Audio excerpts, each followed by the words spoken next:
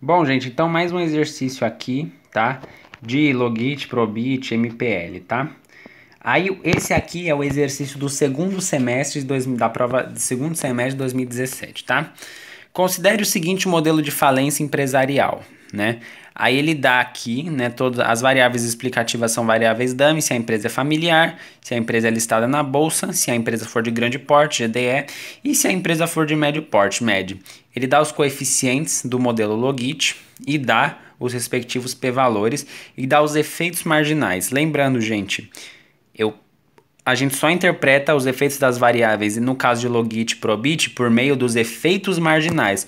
A gente não pode olhar para os coeficientes e presumir que esses são os efeitos. Não. Logit e Probit é um caso especial, lembra? Ele é usado para curar os problemas do modelo de probabilidade linear. Então a gente vai olhar para os efeitos marginais das variáveis, tá? Aí ele diz o seguinte, ele dá duas perguntas. O que podemos inferir a respeito dos coeficientes do modelo?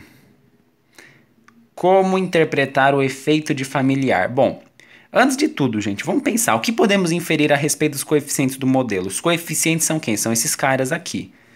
O que a gente pode inferir? Apenas o sinal e a significância, certo? E como interpretar o efeito familiar? Olha, eu interpreto o efeito familiar, gente, olhando o quê? Olhando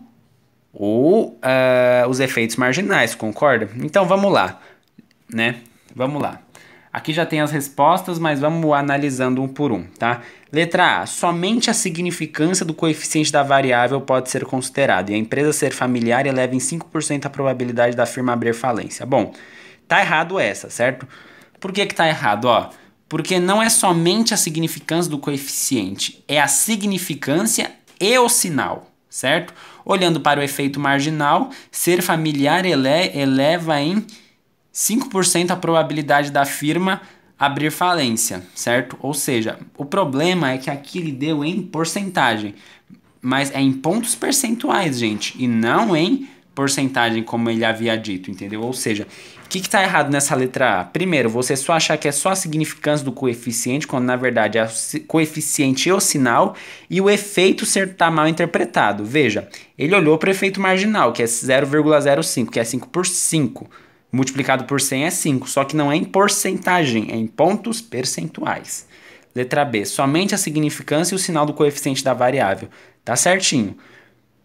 E a empresa ser familiar eleva 5% a probabilidade da firma abrir falência. Tá errado, por quê, gente? Ó, falso, novamente, olhando para os efeitos marginais, não é em porcentagem, sim em pontos percentuais. Letra C, somente o sinal do coeficiente da variável pode ser considerado.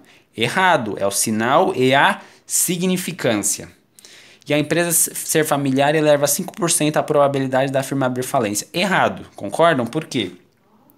Não é o sinal apenas, e sim, novamente, sinal e significância. O efeito é em pontos percentuais e não em porcentagem. Letra D. Somente a significância do coeficiente da variável pode ser considerado. Errado. Significância e sinal. E a empresa ser familiar eleva em 5 pontos percentuais a probabilidade da firma abrir falência. Opa, isso é verdade, certo?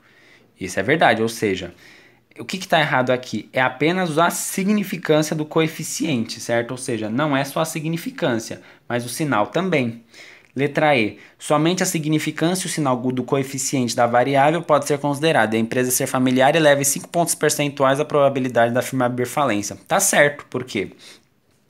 De fato, é o sinal e a significância e o efeito está bem interpretado, que é 0,05 vezes 100, que é 5 pontos percentuais e não em porcentagem como havia sido dito antes.